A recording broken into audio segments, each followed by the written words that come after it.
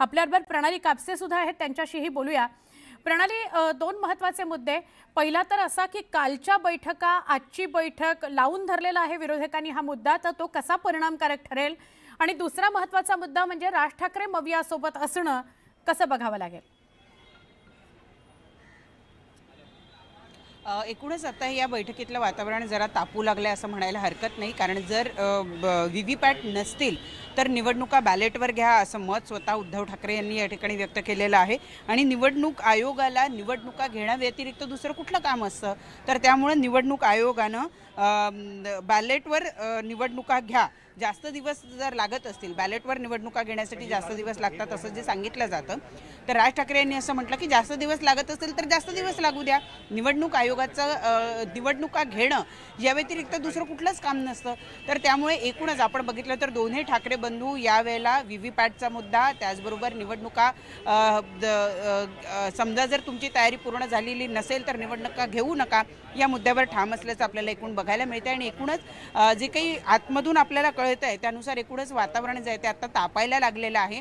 निवडणूक आयोगांच्या चुका कुठे कुठे आहेत, लूफहोल्स कुठे कुठे आहेत, त्यांच्याकडनं कुठल्या गोष्टींची उणीव राहिलेली आहे, मतदार याद्या अपडेट करणं असो, त्या मतदार याद्यांमध्ये दोष असणं, या ज्या सगळ्या गोष्टी घडताना दिसत आहेत त्या बघून आता जर वेळ आली गरज असेल तर निवडणुका घेऊ नका किंवा निवडणुकीचा कार्यक्रम पुढे ढकला असं मनसे अध्यक्ष राज ठाकरे यांनी म्हटलेलं आहे.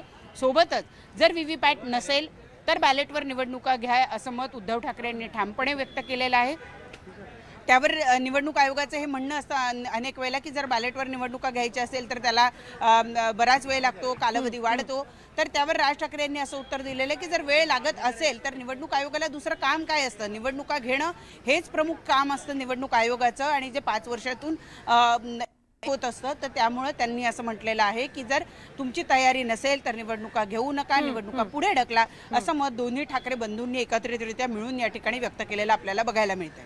बरोबर. आणि प्रणाली, हा जो मुद्दा होता की काल निवडणूक अधिकाऱ्यांनी जे उत्तर दिलं मतदार याद्यांसंदर्भातलं, तर त्या अनुषंगाने एक सूर उमटतोय की त्यांनी हात झटकले, तर त्याच्याविषयी आज काही चर्चा होऊ शकते का? मतदार याद्यांच्या संदर्भामध्ये राज्य निवडणूक आयोगाने असं सांगितलेलं आहे की 1 जुलैपर्यंतची तारीख ही अंतिम ठरवण्यात आलेली होती. 1 जुलै आटपून गेलेलं, 1 जुलैची जी मतदार यादी असेल ही ग्राह्य धरली जाईल असं सांगितलेलं होतं. आणि त्यामुळे मतदार याद्या या आत्तापर्यंत म्हणजे राज ठाकरे यांचं असं म्हणणं होतं की जर निवडणुकीचा कार्यक्रम तुम्ही डिक्लेअर केलेला नाही आहे, निवडणूक कधी होणार आहे हे जर तुम्ही डिक्लेअर केलेलं नाही आहे, तर तुम्ही मग नवीन मतदार जे आहे, जे आता 18 वर्ष पूर्ण करतायत, त्यांना या सगळ्या याद्यांमध्ये का समाविष्ट करून घेत नाही. त्यावर निवडणूक आयोगाच्या वतीनं असं सांगण्यात आहे की 1 जुलै ही आम्ही अंतिम तारीख ठरवलेली होती आणि त्यामुळे 1 जुलैच्या पर्यंतची जी यादी अपडेट झालेली आहे त्या यादीनुसार मतदारांना मतदान करता येणार आहे. आणि त्यामुळं त्या दृष्टीने आपण असं म्हणू शकू की निवडणूक आयोगानं मतदार यादी अपडेट करण्याच्या संदर्भातला जो मुद्दा होता तो झटकून टाकलेला आपल्याला इथं बघायला मिळतो आहे. परंतु तरीही मतदार याद्यांमध्ये घोळ असल्याच्या मुद्द्यावर अजूनही हे शिष्टमंडळ ठाम आहे. जयंत पाटील राष्ट्रवादी शरदचंद्र पवार पक्षाचे, त्यांनी या ठिकाणी स्पष्टपणे एक यादीच दाखवली की कसं एक गाव आहे ज्या गावामध्ये घर क्रमांक 0 दिलेला आहे आणि त्याच्यावर 600 लोकांची नावं नोंदवलेली आहे. असे अनेक काही मुद्दे जे आहेत ते त्यांच्या वतीनं मांडण्यात आले. आणि जेव्हा हे निवडणूक आयोगापुढे आलं त्यावेळेला निवडणूक आयोगाने असं उत्तर दिलं की आम्ही या गोष्टी तपासून घेतो. पण त्यावर राज ठाकरे यांनी असं म्हटलं की जर याद्या, मतदारांच्या ज्या याद्या आहेत त्या तुम्ही आम्हाला आधी द्या ना, आम्ही आमच्या कार्यकर्त्यांच्या माध्यमातून सगळी शहानिशा करून घेतो, सगळी तपासणी करून घेतो, त्या मतदार याद्या तुम्ही आम्हाला का देत नाही, असं सुद्धा या ठिकाणी राज ठाकरे यांनी म्हटलेलं आहे. त्यामुळे एकूणच या बैठकीतलं वातावरण आपल्याला तापताना दिसत आहे. जे मुद्दे शिष्टमंडळातले प्रमुख नेते या ठिकाणी उपस्थित करत आहेत त्यावर कुठेतरी निवडणूक आयोग उत्तर देऊ शकत नाही असं जवळपास दिसतंय, किंवा जी उत्तरं मिळत आहेत त्यावर या शिष्टमंडळाचं समाधान होत नाही असं सुद्धा आपल्याला या ठिकाणी म्हणावं लागेल. आणि प्रणाली, एक वेळ लोकसभेनंतरची आपण सगळ्यांनी अशी पाहिली की जिथे राहुल गांधी मतचोरी, मतदार याद्यांमधला घोळ यावर आक्रमक होत होते, निवडणूक आयोगाला, केंद्रीय निवडणूक आयोग असेल किंवा राज्यांमधला निवडणूक आयोग असेल त्याच्यावर टीका करत होते, भाजपच्या हातातलं खेळणं आहे, यंत्रणा विकली गेलेली आहे, असे गंभीर आरोप होत होते. एक ते टोक. आणि दुसरीकडे आज याच महाराष्ट्रातल्या निवडणूक आयोगाच्या अधिकाऱ्यांसमोर बसलेलं हे विरोधकांचं शिष्टमंडळ कसं बघायचं?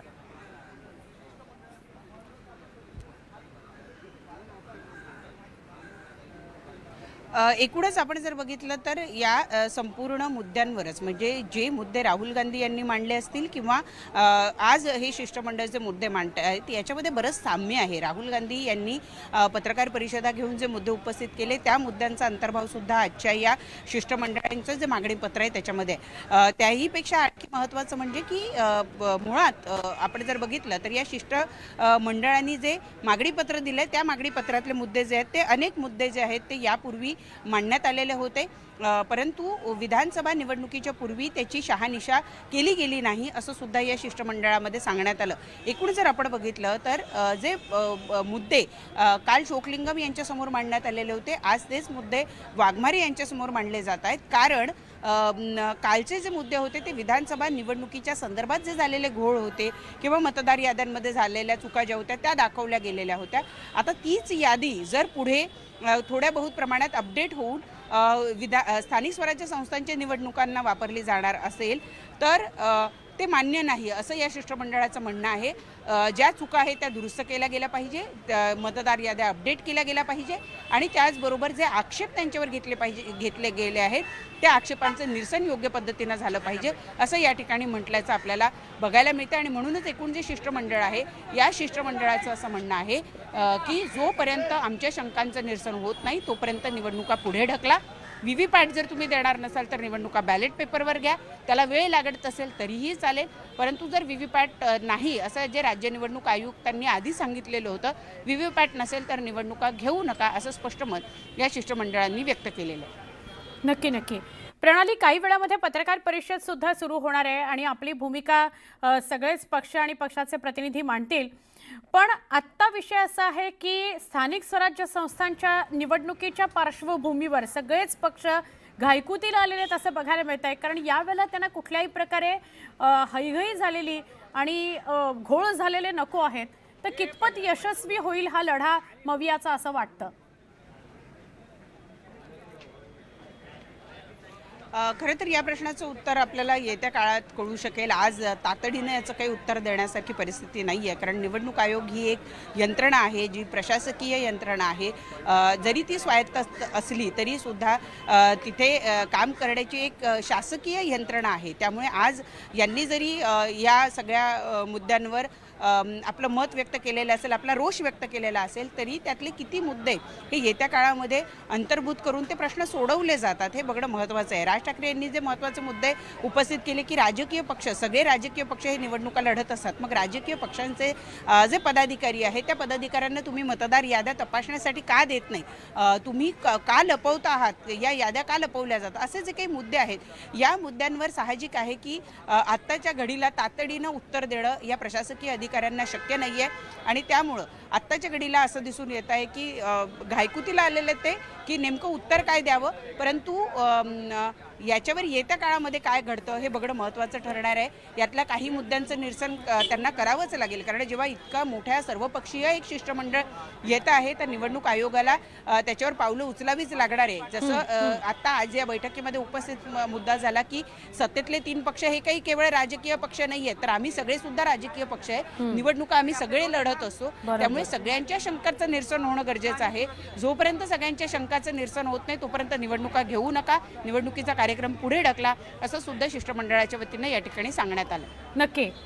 धन्यवाद प्रणाली, आपण सविस्तर संवाद साधलात आणि काय नेमकं घडतंय, विरोधकांचं म्हणणं काय आहे, निवडणूक अधिकाऱ्यांची भूमिका काय हे सगळं समजावून सांगितलं त्याबद्दल.